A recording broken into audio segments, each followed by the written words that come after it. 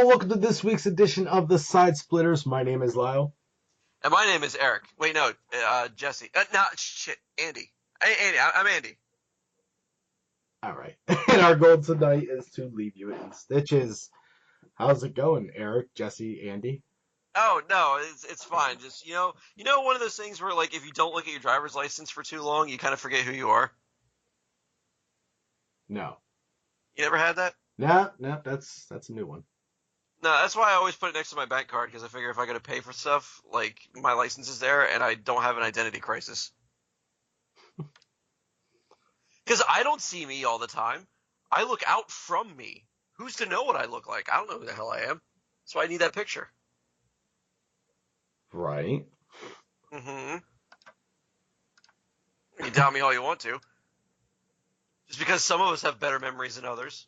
My memory is High terrible. Biter, if that is your real name. You gotta go all the way out with the full name and everything. God. You bite hides. I thought that was your thing. All right, we're getting into the first portion of the show here. We've had enough of your nonsense. Oh, sorry. It's time for Nonsense away. Clickbait News, everyone's favorite segment. Including mine, honestly. I mean, why would you not love this segment? It's awesome, right? Yeah, no, I have a lot of fun with it. Well, What Florida stories do we have today? I have a Florida story. I do have a Florida story. However, I have two stories that aren't Florida, so I thought I would kind of go not Florida, Florida, not Florida. Oh, just kind of sandwich it in there between the not Floridas. Yeah. Or I could just say Florida for last. Say Florida for last. We will do that. Yeah. All right. Especially since it's not loading properly. We're gonna refresh. You're not supposed to say that out loud. It's live. I mean, we're literally live right now. Okay, we're good. Yeah, we're all alive. Oh God, shut up. What? The stream. We're live. The podcast is live. Streaming live right now. No, I keep staring at your Skype profile picture, which is just offering me a biscuit for 5 cents. You stay away from my Skype profile picture. There's not. Okay, here we go. So the first story comes from the internet. Can you tell me what a recent study shows about disease?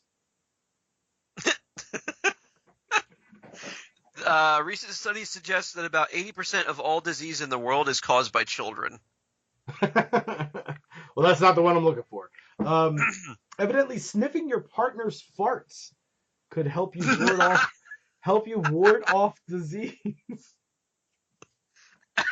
I'm not even kidding. That's what it says. Where was this done? Nashville? Well, this is the New York Post, but so it says, picture this: you're snuggled in bed on a Saturday morning, and your partner lets one rip. The last thing you want to do is smell it, but it turns out sniffing farts has secret health benefits, and it's all to do with a specific gas that is released when you pop off. Hydrogen sulfide, the gas that gives flatulence its repulsive smell, can help reduce the risk of heart attack, stroke, cancer, and help stave off dementia, research suggests. When we are sick, our cells create their own hydrogen sulfide, which helps keep the mitochondria, which is our cells' power generators, in working order. Without the gas, the cells die and lose their ability to fight off disease. Researchers at the University of Exeter, Exeter, wherever that is. Of course, they're from Exeter. Only Exeter would talk about farts. Go ahead. They discovered that hydrogen sulfide could help the body ward off illness. Experts have created a compound called AP39 to help the body produce the right amount of hydrogen sulfide. The compound is believed to help reverse mitochondria damage in cells, a key part in treating conditions such as stroke, heart failure, and diabetes.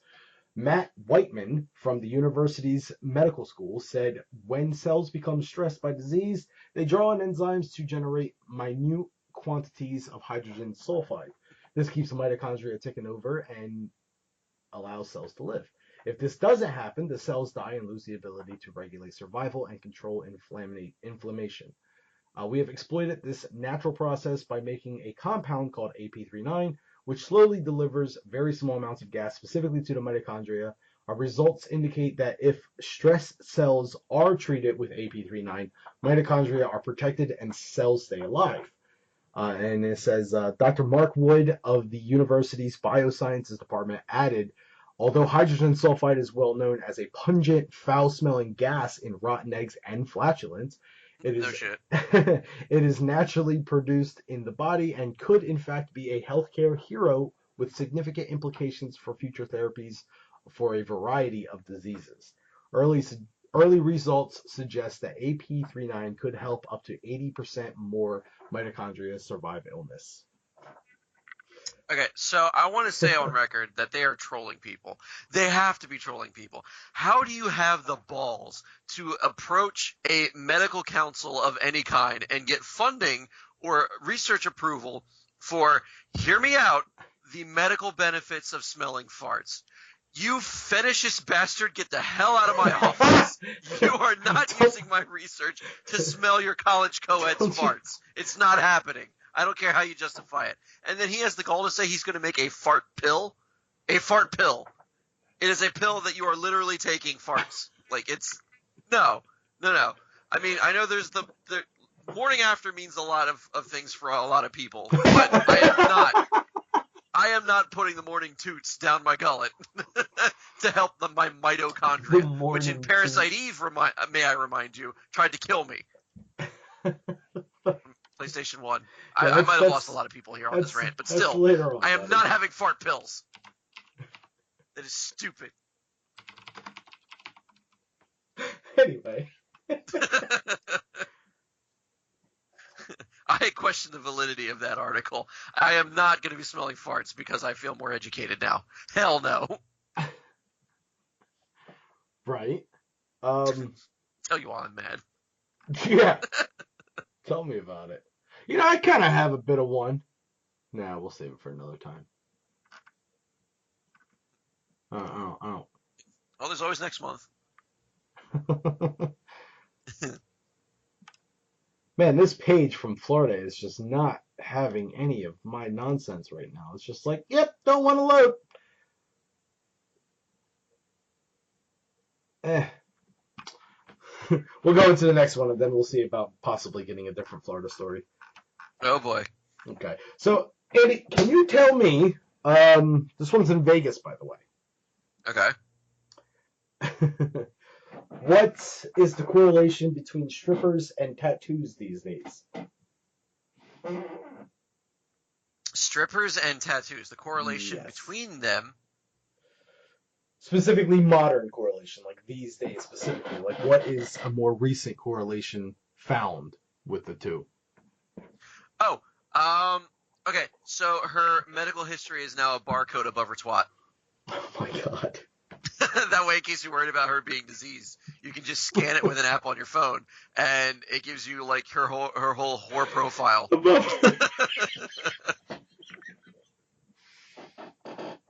Which I think would be amazing. You're half right.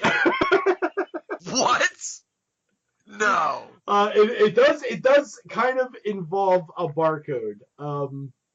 Las Vegas strippers accept Bitcoin via QR tattoos.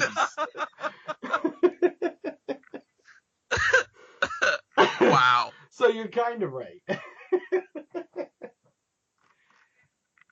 This one's kind of long, so I'm just going to kind of shorten it up a bit here. There has been a lot of talk recently about the missing representation of women in the male-dominated cryptocurrency ecosystem. There has been?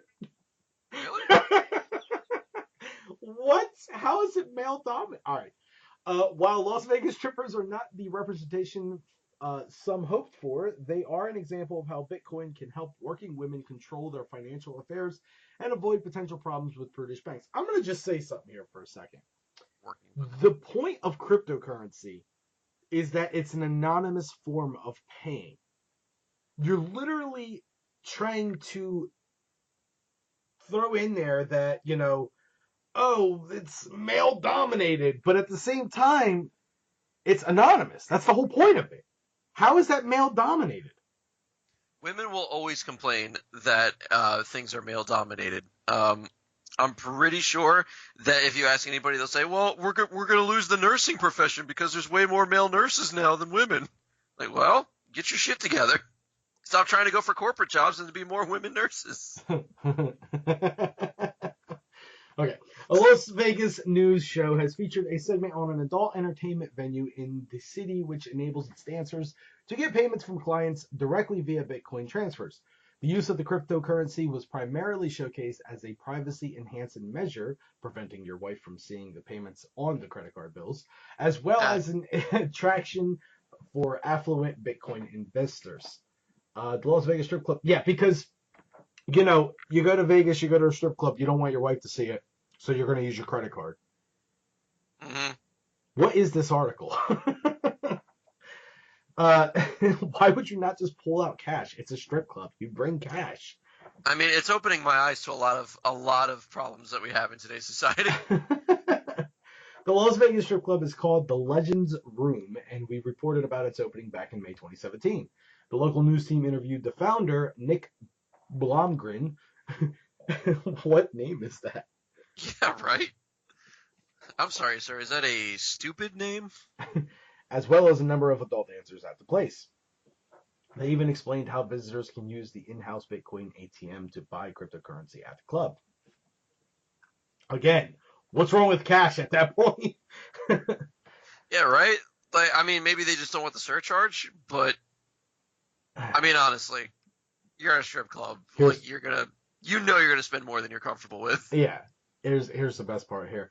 Furthermore, the dancers can choose to wear temporary QR tattoos as wallet addresses that can be scanned on a smartphone. Wow. There's a little bit more here. Besides the privacy concerns of the patrons, the use of cryptocurrency allows the dancers to avoid explaining to banks where they get the large amounts of cash. I'm not going to name names, but there are certain banks that will shut down your account and actually deny you from having an account because we work in the adult entertainment industry, said Summer No. Chase. Asked how often customers want to pay with Bitcoin, Brenna Sparks, I'm sure that was her birth name, answered, Mhm. "Oh, quite often. Like the people that come here, they are really into crypto." Oh my God, this is educated. Like the people that come here are like Mhm. really into crypto. I feel like it's very smart. They're really into that. I Like, I am didn't not know kidding you. how they This got is it. Again, they couldn't word show for it to me. word. Ugh. Ugh.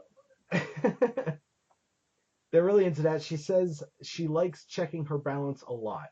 It's fun though. Once you invest, it becomes an everyday thing. The 26-year-old dancer became interested in cryptocurrency when she was just 19. Now she and her friends think cryptocurrency may be the future for adult entertainment workers. It's peer-to-peer, it's anonymous, and it's instant, Spark said. When I first heard about the concept, I thought, wow, this is really something different, said DJ St. Clair, who gets part of her salary in cryptocurrency. And that's the end of the article. Okay, that seemed like it was going to be a lot more. This is terrible. So when I first became a dancer, I got tired of men trying to stick their credit card anywhere on my body, and I was like, "Oh, let's just use one of those little sticky things, and they can scan it with their phone, and I could get TitCoin." TitCoin. I mean, Excuse me. Bitcoin. All right. I should have never touched anything. This thing was just loading. Okay, here we go. So finally, we have one last story. Which, all right. So briefly here, we'll touch on the Bitcoin strippers. That's something to me. Yeah, and honestly, it was only a matter of time because I wasn't going to take Bitcoin seriously until you could use it in the strip clubs. Like that's how you know that your man-made money is going places. I Like when you can exchange services for, lap dances, hand jobs, and happy endings, then you know you've got something on your hands and probably on your chin. I think the interesting thing to take away from this is it kind of changes the what I would assume happens in a strip club. So you have your people, like, especially like going back to Married with Children and stuff like that, when he's in a strip club and he has a dollar bill and he's waving it around and everything like that, or even the one scene in Dogma, even. This is kind of gone now. There's no more way to make it rain. There's no more way to like flash a dollar bill around and have the stripper come to you or whatever. That doesn't happen anymore. Now you have, what are you going to do? Wave your cell phone around? I mean, you're probably you're using it anyway. Um, yeah, or imagine just like the accidental paying, since you have your phone out anyway. Like, I just I doubt that's going to happen. I imagine there's probably some sort of like apparatus where you have to take a picture of. Well, it's a QR scanner. Have you ever used a QR scanner before? yes, to get loot in Borderlands. I've done the same. But so you know then that you have to hold it up to the QR code and like hold it there for a second or two. I don't think you're making a mistake of doing that. Okay, well, how about this then? How about this scenario? So if I was a stripper, what I would do is I would use date rape drugs, and then while they're passed out, use their phone to transfer currency to my twat. Oh my god. I assume that's where it is. So okay, then the other issue would be, doesn't it kind of like, I guess, kill the mood or just mess up the flow and momentum? Picture this. So you're in a strip club, right? And it's a lot easier for you, like I said, to just wave a dollar bill around. The woman comes over, grabs it, does whatever, does a little dance move, whatever.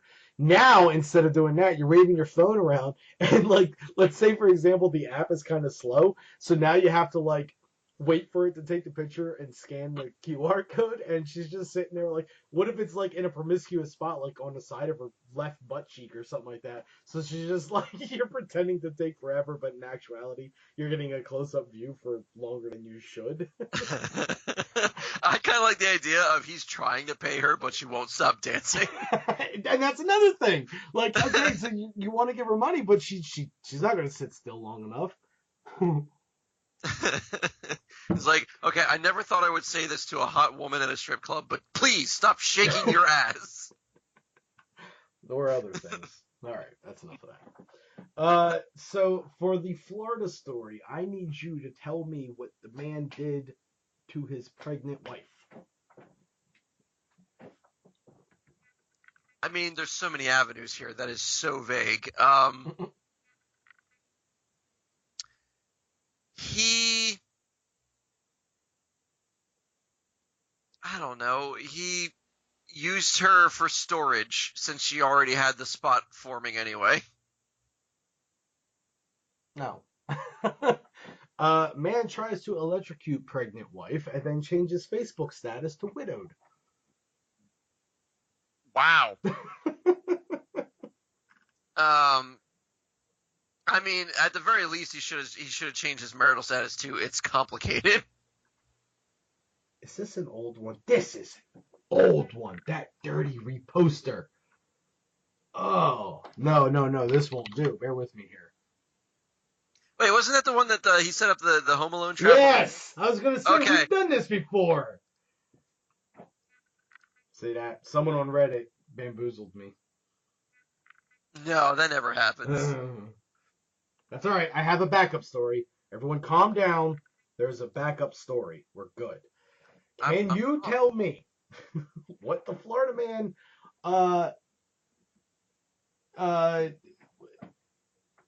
what he well, now I'm on the spot here. I have to think of a quick thing here.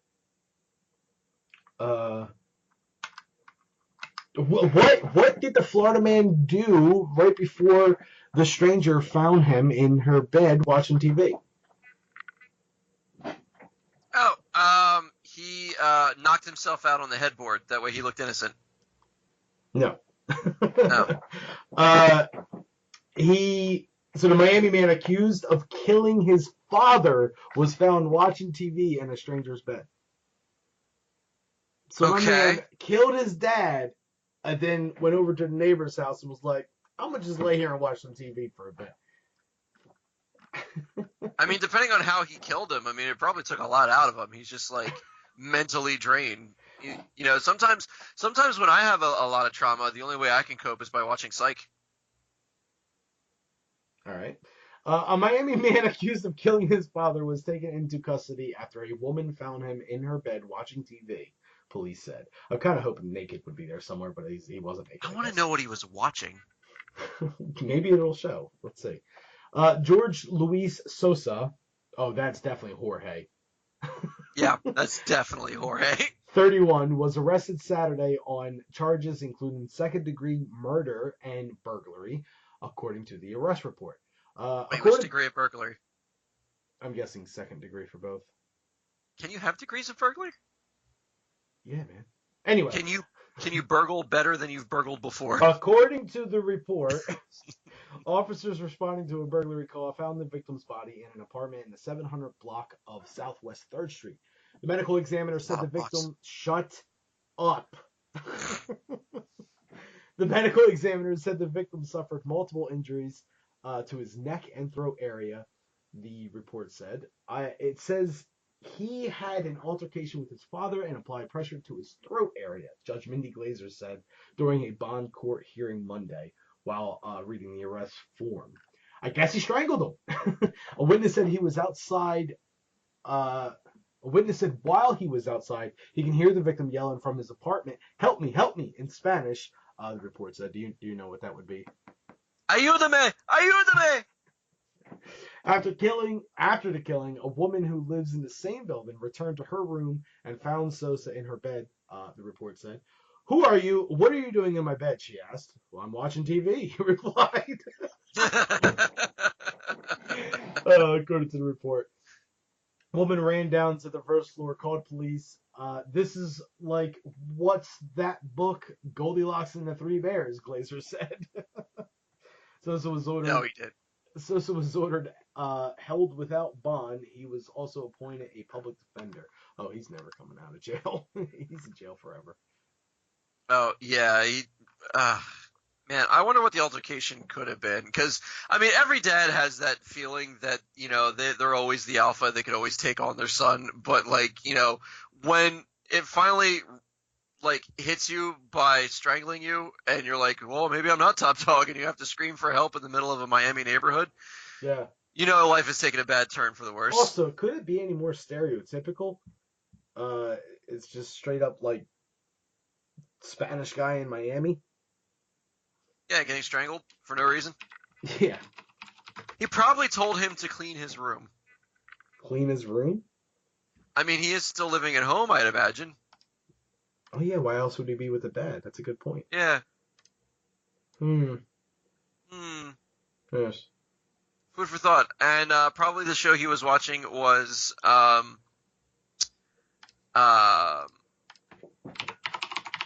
what was the one? It's like how to How to Make a Murderer? Yeah, there you go. Yeah, Thank you. that was Netflix. I doubt that. Oh, right, it wasn't on TV. Yeah. I keep forgetting that TV is a thing that's separate from Netflix. That's fair. I've done that before. Huh. All right. Well, Jorge, I wish you the best of luck, and I love that your personality didn't suffer. You may have strangled your father, but you didn't strangle your grip on reality. Well said. What are you doing in my bed? Watching TV. That's clickbait news. Duh. Crazy gringa.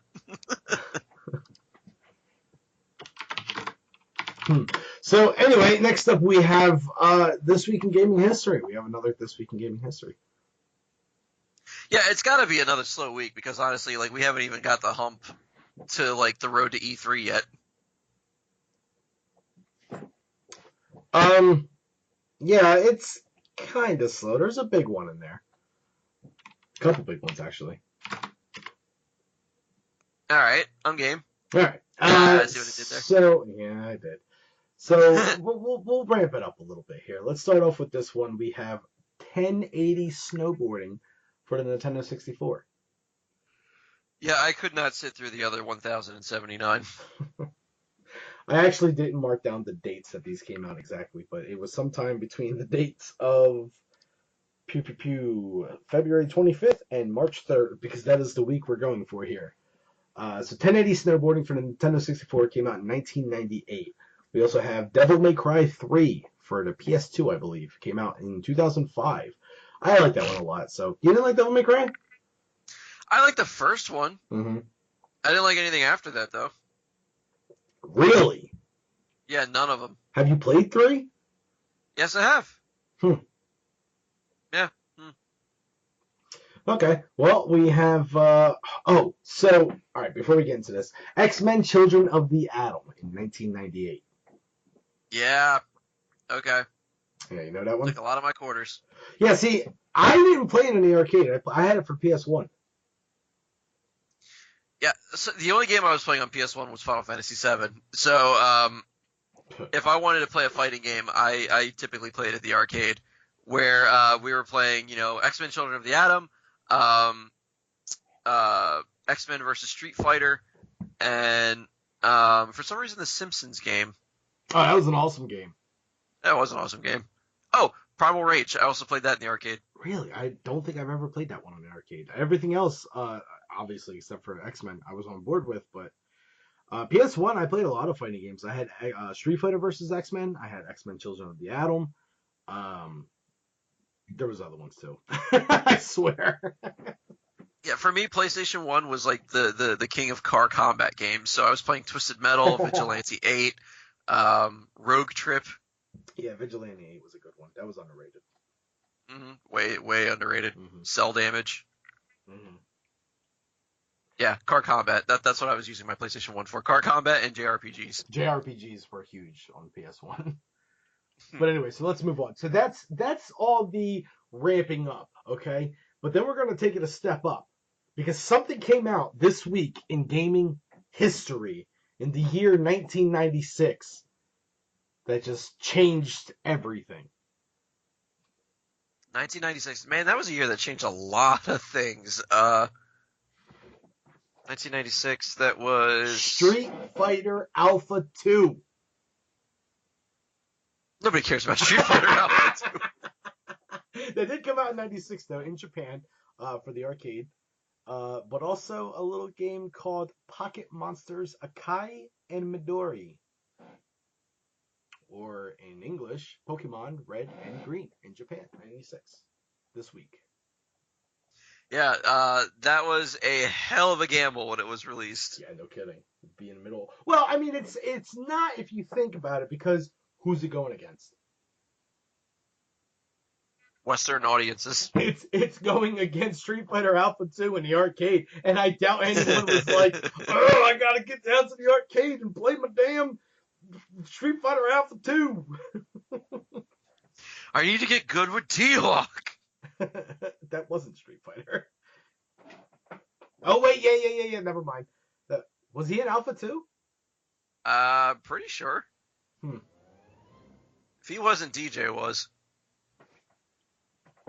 Yeah, I don't know. But anyway, so yeah, Pokemon Red and Green came out in 96 for Game Boy, obviously. In Japan, later on came out in America. And then we got some from last year that are worth mentioning. For starters, Horizon Zero Dawn for the PS4 came out this week. Yeah, very, very successful game. Yeah. And that came out for the PS4, and since then has been like one of the best-selling games for that console, right?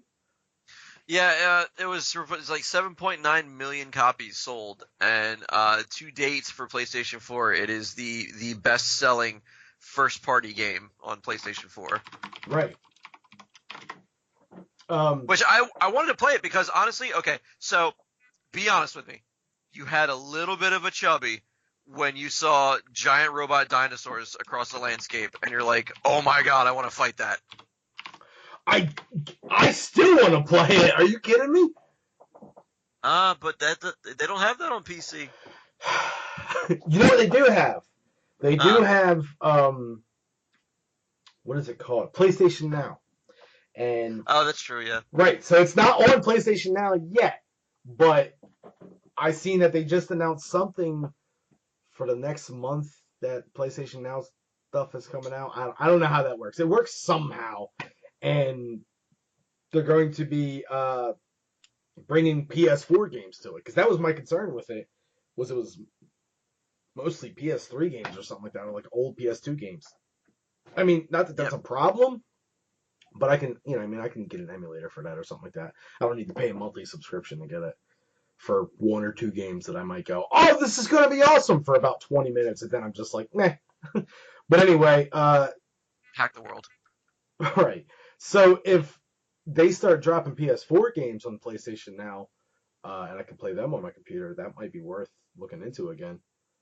So that's something that, and especially if for something like that that's been so successful, like I can see them going, we really need to make PlayStation Now work. I know, let's do Horizon Zero Dawn, and that's the way to get it on PC again too. So that's just smart. It's a way for them to get it on PC, and also not have to worry about Steam taking all their money for it. You know what I mean? Yeah. So, and then other than that, we have one other thing, minor thing that came. Speaking of saving companies and all that, the Nintendo Switch came out March 3rd last year, and with that, of course, came The Legend of Zelda: Breath of the Wild. Hmm. Huge thing.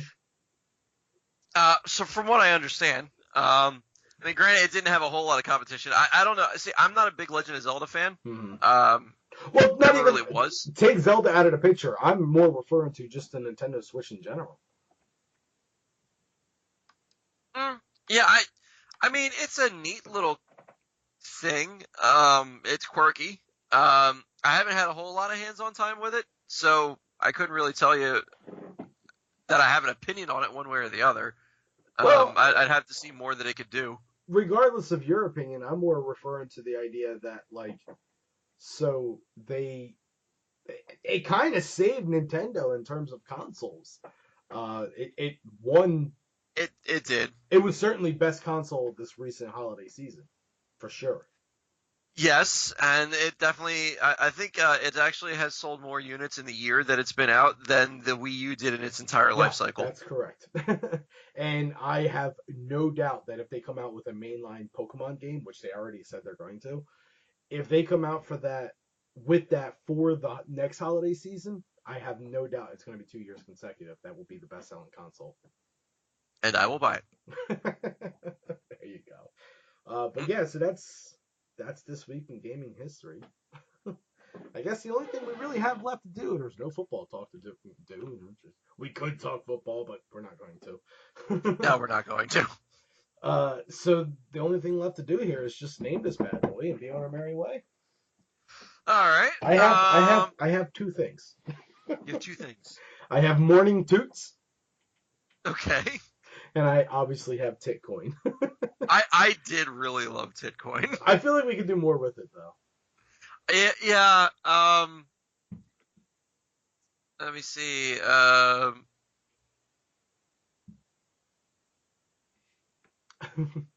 Maybe like a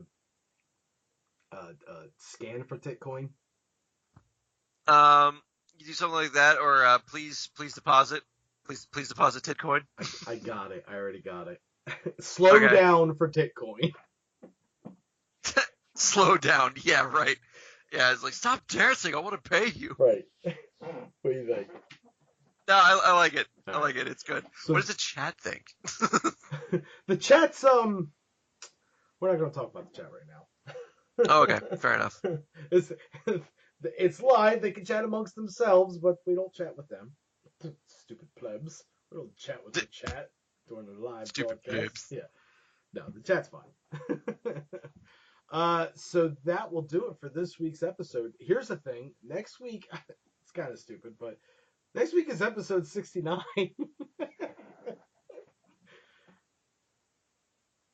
Oh, right, right. Oh man, I forgot about that. I'm sure it'll reflect in next week's clickbait news and something else, I'm sure. Yeah. Maybe we'll even return a certain segment. We just won't be able to Oh, show it on Twitch. right. Yeah, because we'll definitely have to keep that to ourselves. Could be fun though. Could be. We'll figure it out by then. But yeah, so that will do it for this week's edition of the Side Splitters, episode number 68. Slow down for TitCoin. My name is Lyle. And my name is, I'm pretty sure it's Andy. Yeah, it's Andy. It's Andy. See you next week, folks. Bye.